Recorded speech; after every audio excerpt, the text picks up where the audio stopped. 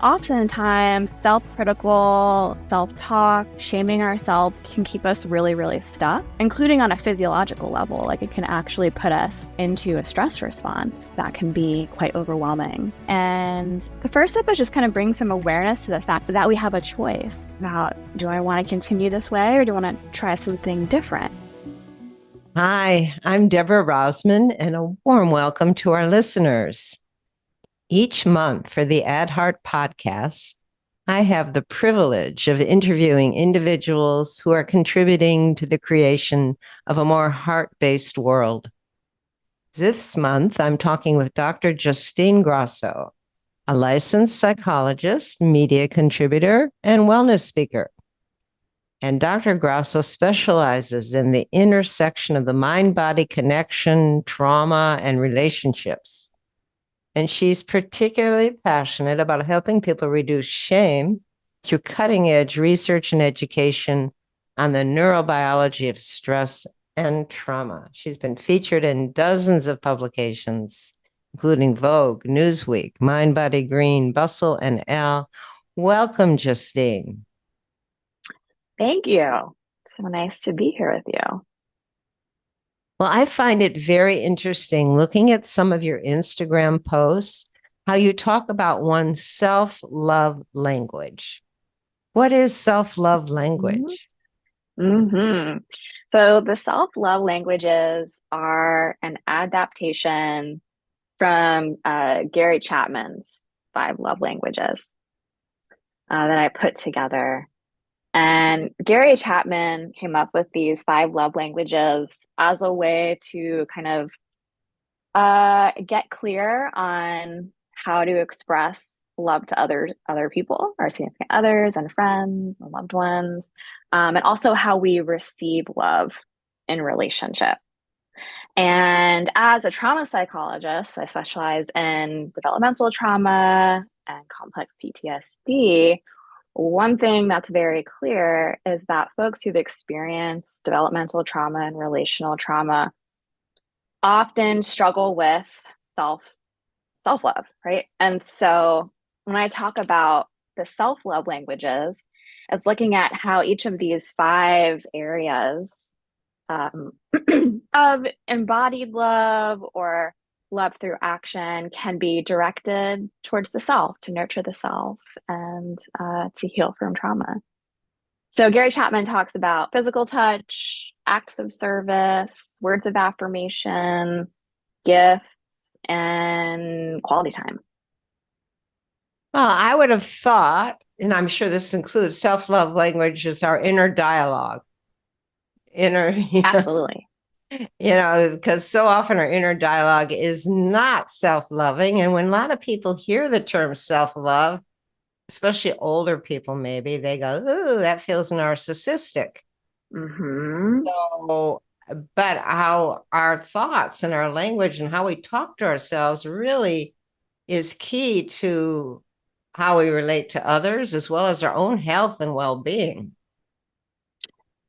Absolutely. Yeah. So that's where I go into the words of affirmation, right? Turned on self would be self-compassionate self-talk or self-loving statements.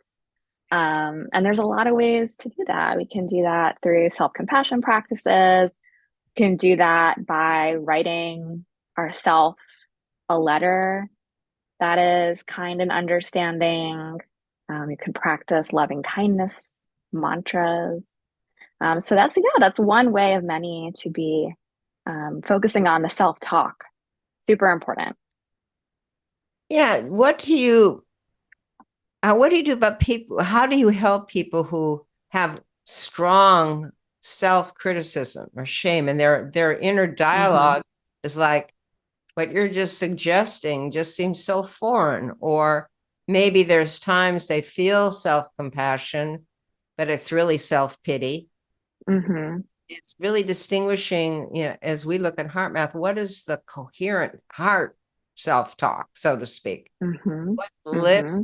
spirit is a good lens to look through. Like for myself this morning in my meditation, my higher self, I call it my large, basically said, you need to appreciate yourself today. Appreciate all you do. And I'm like, that's not something I do very often. I appreciate others a lot, but Mm, to focus on hmm. appreciating and looking what I could appreciate about me was refreshing and accurate.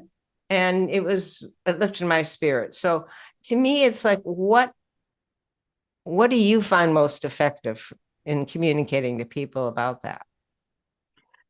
Yeah, I think a really important place to start is to help folks bring awareness to the fact that they are talking to themselves in a critical way or in a shaming way. Just bringing awareness to that is a crucial first step. And I also like to share some education about attachment and development. Oftentimes, for folks who've experienced chronic stress or trauma, or like grown up with an alcoholic parent or a parent with a mental health issue, there's a bind between attaching to the parent and being authentic. Mm. And Dr. Gabor Mate actually talks a lot about that.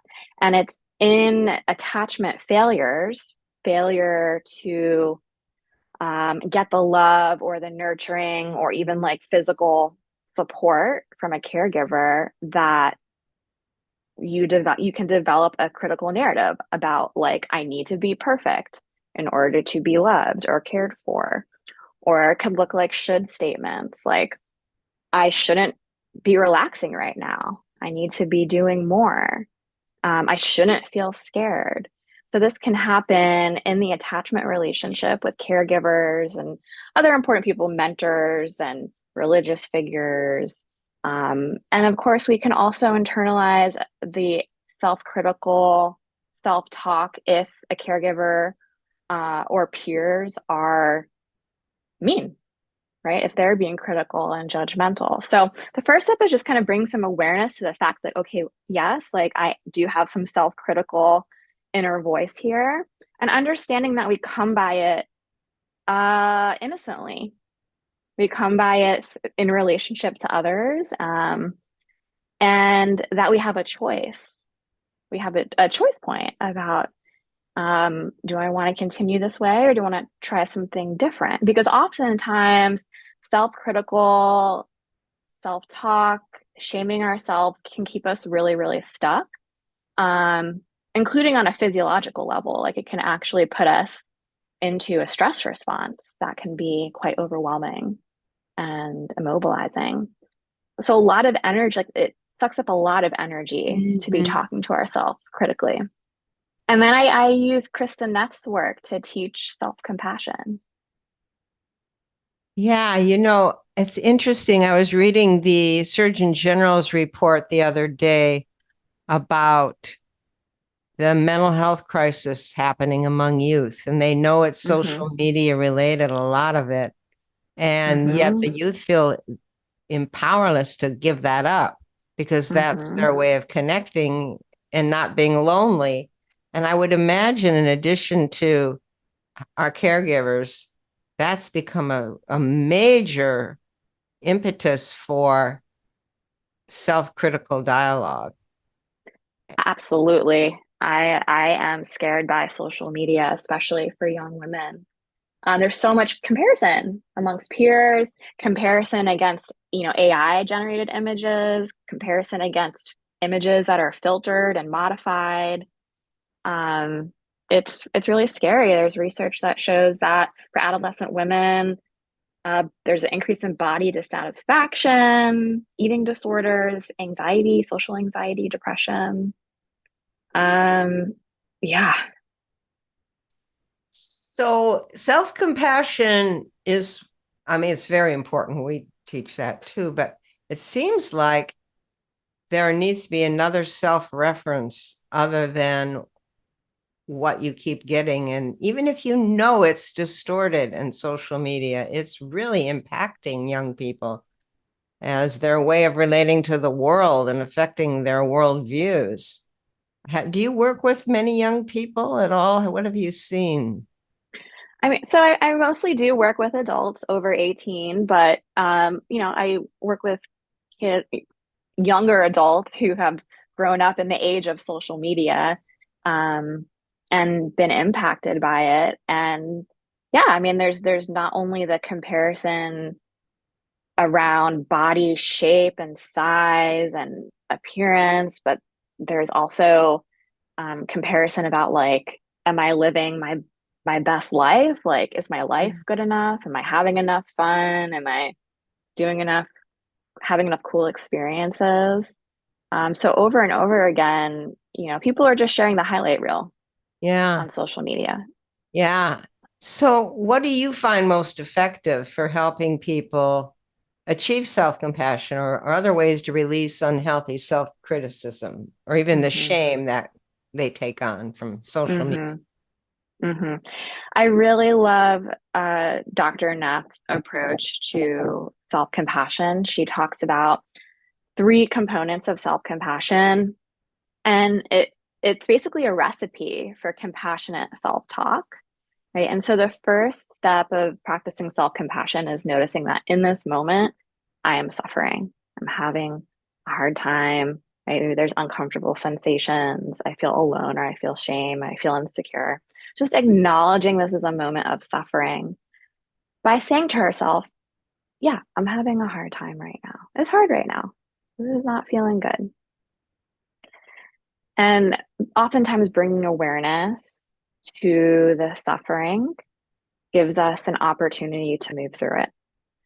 So then the next step is to really deeply connect with the common humanity, common human experience, which is the fact that we all experience pain and suffering. It is really hard to be a human. As we all know, there is loss, there is heartbreak, there is war, there are atrocious things that happen, and it is hard to be with all of that. And in acknowledging this common human experience, we need to remember that we're not alone. We're all in it together.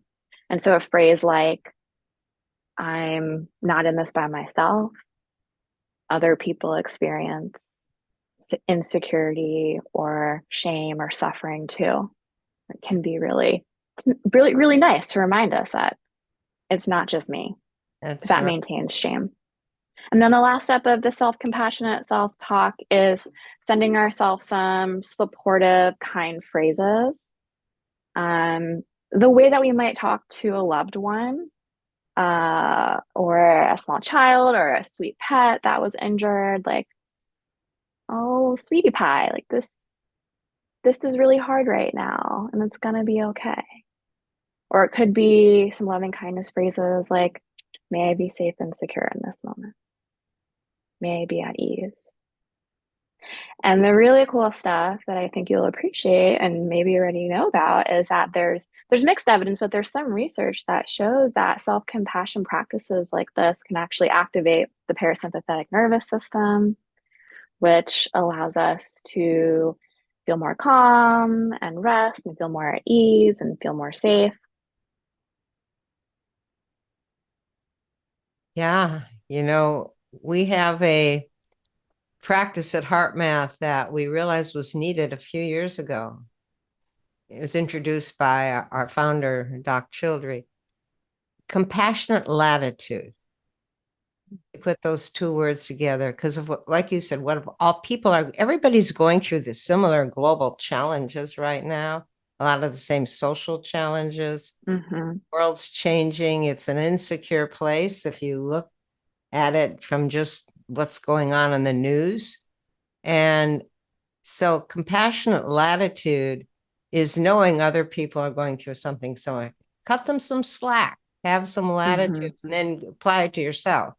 Cut yourself some Mm-hmm. slack, allow for what's happening. And that self acceptance and allowance brings more heart energy forth. So Mm-hmm. bringing the heart energy, self-compassion, loving kindness is activating the heart energy that is so key for not only for healing and feeling better, but for how the heart talks to the brain and body, because the heart is this not just a pump, it's an intelligence system, and it's sending signals, neural signals throughout the body about how the body feels. And when we can feel more of that warm-hearted energy towards others and ourselves, it really helps not only self-soothe, but open up new perceptions in the brain. Mm-hmm. And I think it's Mm-hmm. just so wonderful the work you're doing to help people have self-acceptance. And one of the things you say is that yourself is one that you always have. You're always with yourself. So Mm-hmm. how do you talk about self-acceptance or help people Mm-hmm. do that? Mm-hmm. Yeah, I so the self is a relationship we're always going to have, like other than our relationship to the earth, which is always there to support us. So, I mean, I think the way it's like a friendship you want to keep your whole life, right? Like the reality is that all other relationships will come to an end, but you're always going to have a self. And self-acceptance, I just like another way to talk about allowing and being with all of the emotions and sensations and memories that might come up when we're struggling or when we're triggered, as we're healing or as we're developing a new part of ourselves. And it can also include accepting our needs and wants and boundaries. Often, for folks who've grown up with chronic stress or trauma, there's kind of a disconnection or a neglect Mm. of needs and wants and boundaries. And when we are suppressing any of these things, whether it's an emotion or a desire, when we're suppressing it, what ends up happening is that it actually becomes even, we become more reactive. The emotion becomes more intense, or the unmet need becomes even more intense. And then we can end up acting in ways that aren't consistent with our values. And so it's actually through allowing what is there to be there, accepting what is there, that we can really change and grow and be the person that we want to be in our relationships. You know, we focus a lot on the stress and trauma that people are going through because it's just increasing. It's the amount of mental health issues and stress and trauma in the world is enormous, and that's among people who are living externally wonderful lives. It's not just Mm-hmm. people who are suffering from lack of or financial issues or the standard traditional Mm-hmm. stress issues. How does self-criticism and self-compassion or self-love play into the neurobiology of stress and trauma? Mm-hmm. Right. So, I mean, as we all know, there is a lot of stress and there's a lot of violence happening in the world. And when our brain and our nervous and autonomic nervous system sense a threat, our stress response comes online. And there's a whole series of changes and hormones that happen. And the most kind of obvious ones are that the heart rate increases, blood pressure increases, we might sweat, we might get tense, um, our digestion might speed up. These are characteristics of the fight or flight side of the nervous system. And in some cases, in chronic stress or in a traumatic situation, we can go into a freeze response, which everything kind of slows down and comes to a standstill. We might feel like we can't move. We might feel stuck in life, might be depressed, numb, apathetic, lethargic, might dissociate.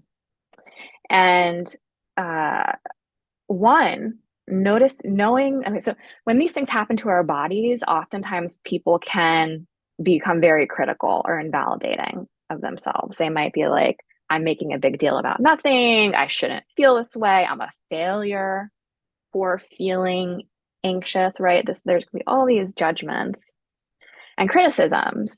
So it's really important to know that these stress responses are an automatic process that happens behind conscious awareness. It's not like we choose to go into a stress response.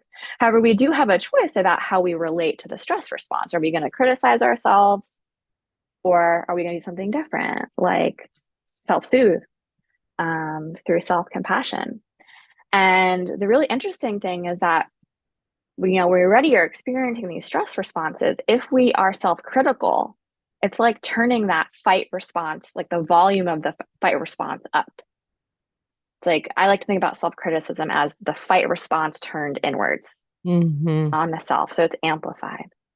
Whereas self-compassion is really an antidote to all of that autonomic dysregulation, right? That can help us kind of quiet the fires and come back into what we call like a window of tolerance or zone of coherence or calm.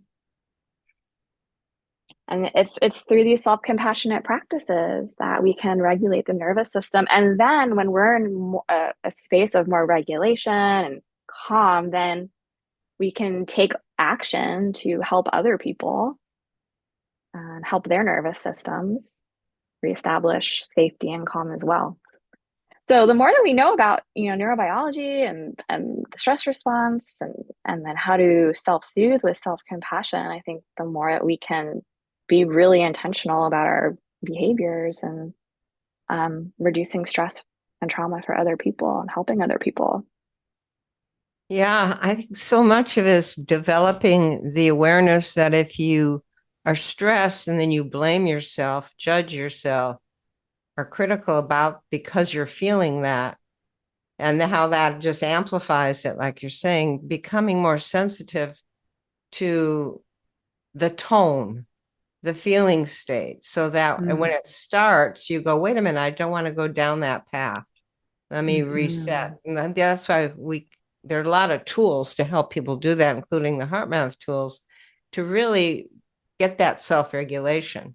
Our whole system of heart math is based on science-based self-regulation techniques to turn around those draining, debilitating patterns and the nervous Mm-hmm. system dysregulation that generates stress. And the Mm-hmm. tools, a lot of it, I think, for anything that works, your program, Dr. Neff's, others, it's how do we befriend our feelings? How do we embrace that and radiate compassion, love, heart energy into ourselves, that the reactions aren't wrong or bad? But it takes practice to build that and develop the inner security that goes, yeah, this is working. And then you feel more empowered. So, I mean, that's what we call all of these qualities: self-compassion, care, kindness. It's their qualities of love. They're taking love to the street, as our founder says, Doc Childry. And love Mm-hmm. is so needed in the world today. How do you see how can since the pandemic, things have gotten even more stressful for a lot of people and more anguish, more loneliness. What have you observed in that? And then how do you see social media able to help? Mm-hmm. Yeah, I mean, it's, clear from research over the last few years that, since the pandemic began, there's higher rates of anxiety and depression and loneliness. There's a loneliness epidemic. Um, yeah, I mean, what I really love about social media is that it gives me the opportunity to provide free education to folks who Mm-hmm. might not normally be able to access it. And I mean, you're doing it. A lot of people are out there doing it. And I think that's beautiful. Um, learning on social media is great, but people have to take it to the next step, right? You can't just kind of scroll through self-love quotes. Um, you gotta join a program or find a psychotherapist or have a home practice of some sort to actually rehearse and embody self-compassion and other self-soothing skills. Um, So I look at social media as like a jumping off point for healing and for increasing compassion in the world and love in the world. Yeah, well, I just hope more and more people are going to turn social media around from the problems to the solutions and that attract more people who want that help, Hmm. facilitate that.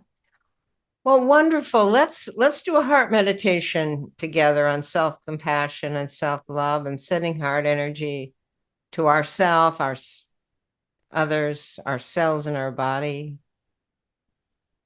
because that's Hmm. something we can all do anytime. Hmm. Hmm. So let's focus on the heart. Just center in your heart and breathe the qualities of love and appreciation. Find something in your life that you appreciate, something about yourself. So let's just do that for a moment.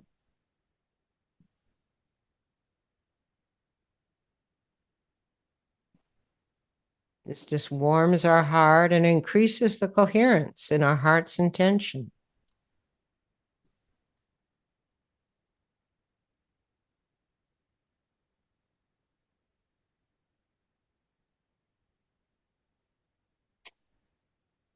Now radiate warm-hearted feelings of love, compassion, and appreciation to the cells in your body, to your nervous system, to yourself.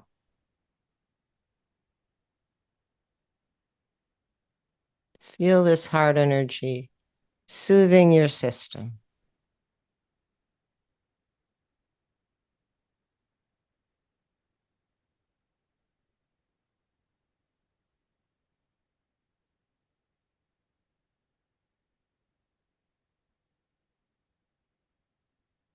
Now radiate this heart warmth to friends, family, coworkers who could use some extra heart care. Just radiate it out from your heart. Send that warmth.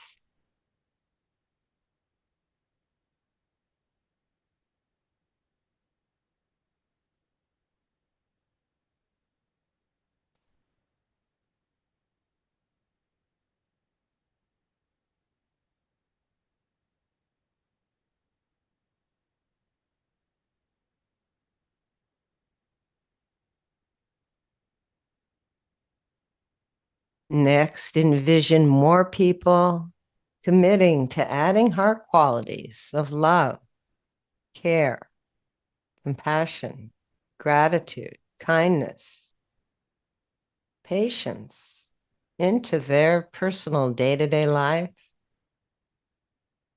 towards themselves and each other. It's that heart values and love that's going to turn the tide and create a new baseline for a world we want to live in. And it helps people move through the challenges.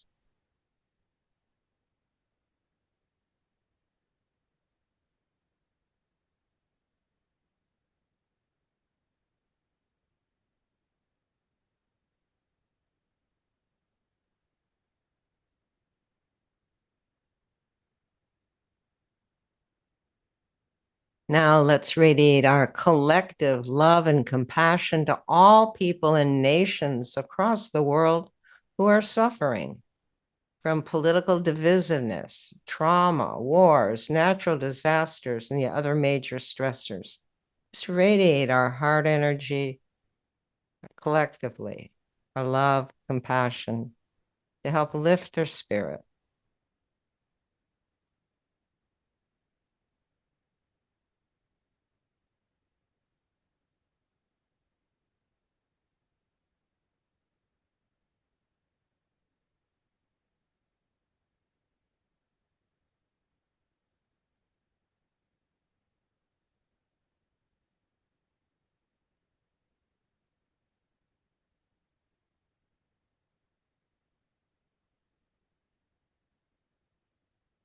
Now let's close by radiating and co-creating a reservoir of compassionate heart energy that each of us can tap into over the next month when we feel stressed or need some self-compassion or need clarity or more support from our own heart's intelligence, our heart's intuitive guidance.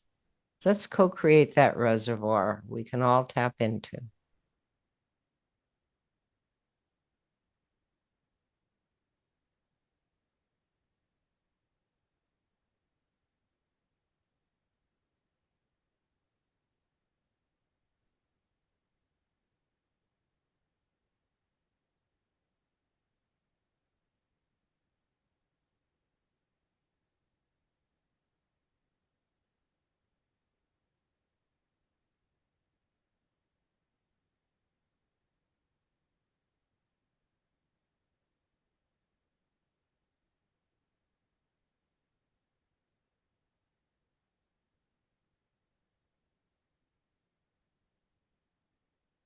Okay, thank you so much for sharing that heart meditation with me. Justine, is there anything else you'd like to share with our listeners? It was really heartwarming to know that as a community, we were doing that meditation together. It was really beautiful. Yeah, and one reminder that I'd like to share is that if anyone is experiencing the inner critic, the self-criticism, it doesn't mean that they're doing anything wrong or that they're broken. It's just their mind and body trying to protect them, and they can make a new choice to do something different. Absolutely. And there's tools available to make new choices to help you. And as a free gift to our listeners, I want to remind you, you can watch the interactive online video course, The HeartMath Experience, which has tools to help you turn things around, become more who you really are, or check out the amazing new HeartMath app at your app store.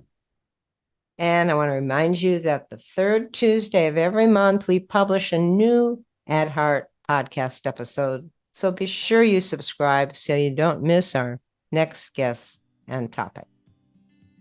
Take care. Thank you. Thank you for listening to the Ad Heart podcast. Be sure to subscribe so you can catch the latest episodes. If you're wanting even more heart-inspired content, find us on Facebook, Instagram, YouTube, and LinkedIn. Look for HeartMath and also the HeartMath Institute. Both organizations are committed to helping activate the heart of humanity.